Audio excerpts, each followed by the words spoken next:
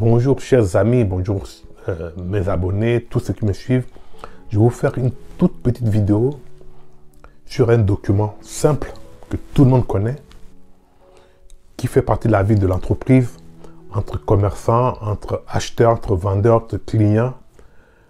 Ce document, qui est un document commercial, ce n'est pas la facture, ce n'est pas le prix, ce n'est pas le transporteur, ce n'est pas le vendeur, ce n'est même pas le bon de commande. Ce document, c'est le bon de livraison. Et oui,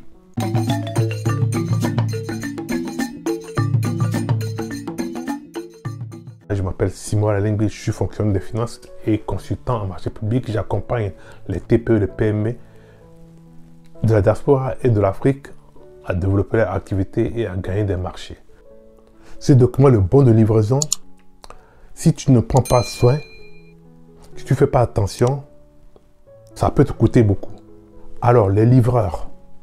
Un livreur, quand il vient livrer, il est tout le temps pressé, et il ne fait pas bien garer. Il met la pression sur l'accueil de l'entreprise pour qu'on puisse signer le bon. Il ne veut pas attendre qu'on contrôle. Et pourtant, tout ce qu'il refuse de faire, quand il y a un litige, c'est ça qu'on contrôle. J'aimerais bien qu'on s'arrête un peu sur ce document pour voir son utilité. Alors donc, il est important que dans la relation entre l'acheteur et le vendeur, que vous puissiez faire attention à ces documents. Qu'est-ce qu'il faut faire pour que ce document joue pleinement son rôle? Dans votre relation entre vous et votre fournisseur, si vous faites beaucoup de ventes, beaucoup d'achats, il faut vous organiser pour faire comprendre aux fournisseurs que de prendre les livreurs qui viennent attendre que la marchandise soit contrôlée, soit comptée.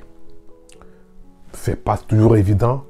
Essayez d'avoir ces genres d'échanges avec votre fournisseur pour aussi obliger le livreur à faire attention à ça. Dans votre entreprise, il faut qu'à l'accueil, à l'entrée, vous affichez que toute livraison doit être contrôlée avant la signature.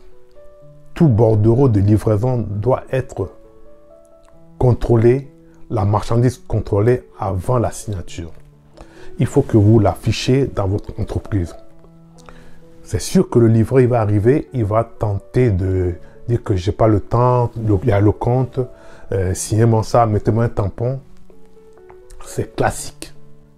Donc, il faut déjouer ça. Pourquoi je dis ça? Parce que le jour où la marchandise n'est pas livrée, où c'est avarié, et que vous demandez au fournisseur que le produit, il y a eu un problème, c'est là que vous allez voir l'importance du document. Si vous n'avez pas compté, si vous avez signé comme ça sans regarder, vous voyez ce qui peut arriver. C'est pour ça qu'il faut mettre des procédures en place pour toute livraison. Si vous arrivez à mettre ce système-là en place, dès que le bordereau est signé, vous le rattachez au bon de commande. Vous le mettez au bon de commande. C'est plus facile de contrôler parce que le comptable, quand il va payer, il faut qu'il soit sûr que le produit a été livré ou a été vendu pour avoir une pièce. Et pour la gestion de stock, c'est important d'avoir ce bon de livraison pour le décompte des produits. Donc voilà, il faut revoir votre circuit de bon de livraison, ce fameux bordereau qui, lorsqu'on le néglige, mais après, quand il y a un litige, ça pose énormément de problèmes. Si vous faites ça, vous êtes vraiment à l'abri de plein de choses. Parce que le jour où la marchandise est avariée ou n'est pas livrée, n'est pas arrivée, le fournisseur, il va vous demander le bon de livraison. Et oui, si vous avez réceptionné sans signer le bon, sans vérifier, je crois que c'est compliqué pour vous. Voilà, c'est juste un petit point d'un document que je le vois passer tous les jours. Ça pose un peu de petits problèmes. Et si vous négligez sur un grand colis, ça peut vous causer beaucoup d'ennuis.